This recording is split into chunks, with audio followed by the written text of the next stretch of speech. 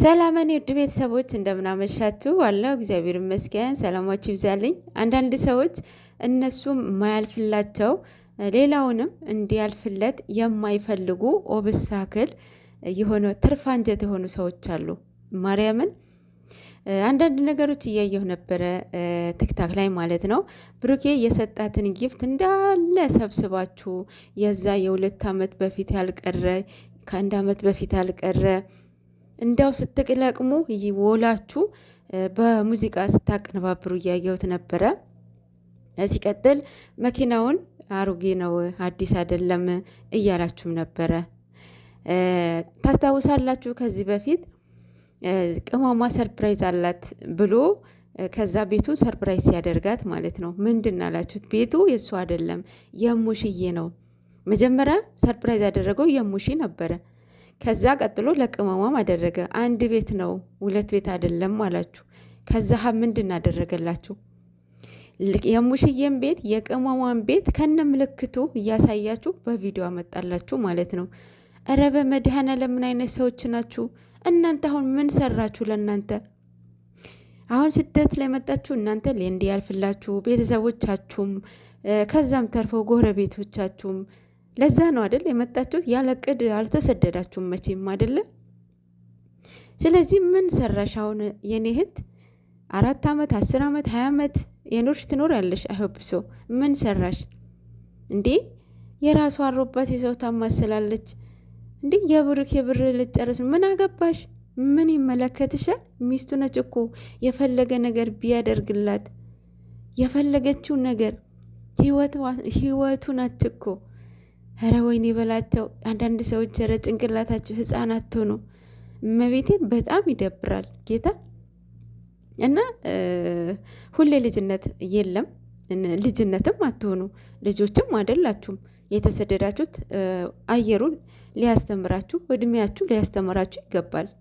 በዚህ በአንድ ፍሬ ልጆች እንደዚህ ባትሉ ጥሩ ነው ብዬ አስባለሁኝ። ቅመምዬ የኔ ቆንጆ እንደዚህ የሚያወሩትን ሁኬርስ ብለሽ ማለፍ አለብሽ። እና ቅመምዬ የኔ ቆንጆ የኔ እናት የኔ ትንሽዬ ትልቅ ማለት ነው። በጣም በጣም እኔ እንጃ አስተሳሰብሽ በጣም በቃ እኔ እንጃ እኔ ልገልጸው አልችልም። በሀሳቧ እኔ እስማማለሁ። ባይዘዌ ማርያምን ምን መሰላችሁ 2 ዓመት ድረስ መቅደም ያለባቸው ነገሮች እያስቀደሙ ፍቅራቸውን በውስጣቸው አምቀው ይዘው እንደ ሌሎቹ ይውልኝ ስሙልኝ ሳይሉ 2 ዓመት ድረስ ለዚህ ደርሰዋል። ምክንያቱም መቅደም ያለበትን እያስቀደሙ ማለት ነው።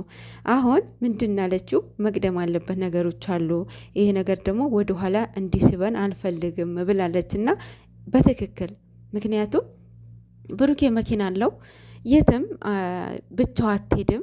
ትላንትም ተናግሬ ያለውኝ ማርያምን የት ትሄዳለች? የሚሄዱት አንድ ሀገር ናቸው፣ የአንድ ሀገር ልጆች ናቸው።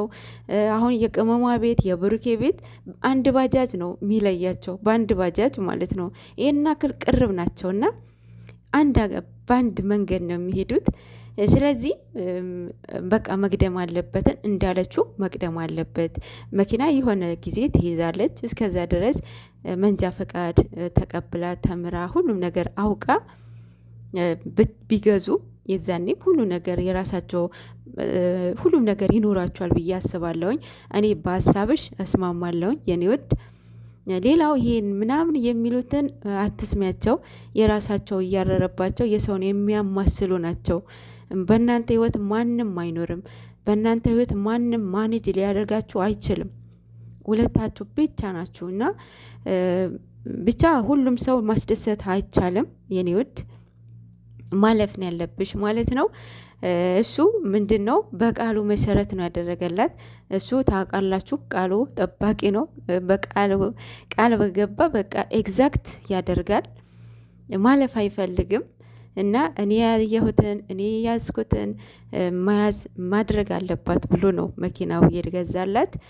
የእናንተን ፍላጎት ነበረና ቅመምዬ የኔ ቆንጆ እኔ በሀሳብሽ እስማማለሁኝ ማርዬ። ያው የእሱ ሀሳብ ደግሞ እንሰማለን ማለት ነው። እናንተም በቃ ተረጋጉ። ማርያምን ልጆቹ መኖር ነው የሚፈልጉት። እንደ ሌሎቹ ጊዜያዊ አይደለም የሚያሸንፋቸው። በብዙ ነገር አይታቸዋል። ካያቸዋቸው ጊዜያዊ የሚያሸንፋቸው ልጆች አይደሉም። ፍቅርን ራሱ 2 ዓመት ድረስ ቀላል አይደለም። ባይዘዊ 2 ዓመት ድረስ እሷ በውስጣቸው ማለት ከካሜራ ጀርባ እንደተገላለጹ ነበር አይደለኛ ኤክስፔክት ያደረግነው፣ ግን አይደለም። እሷም አታውቅም እሱም አያውቅም እንደነገሩን ማለት ነው። ይሄን አክል ነው አላማቸውን እቅዳቸውን ማሳካት የሚፈልጉት ማለት ነው። እንደዚህ አይነት ሰው ደግሞ ፑሽ ማድረግ ማበረታታት ነው እንጂ የሚያስፈልገው በእንደዚህ አይነት ነገር እኔ ልክ ነው ብዬ አላስብም። የኔ አበባ አንቺን የሰጠኝ ፈጣሪ ይመስገን ብሏልና፣ አዎ ማርያምን ሴት ልጅ እኮ ብልህ ነች። ማርያምን በቃ የወደፊቷ ነው የምታስበው። የወደፊቷ ልጆቼ፣ ባሌ፣ ቤቴ የምትል ሚስት ነች። ባል አይልም ማለት አይደለም፣ ግን ሴት ልጅ በጣም ብልጥ ናት።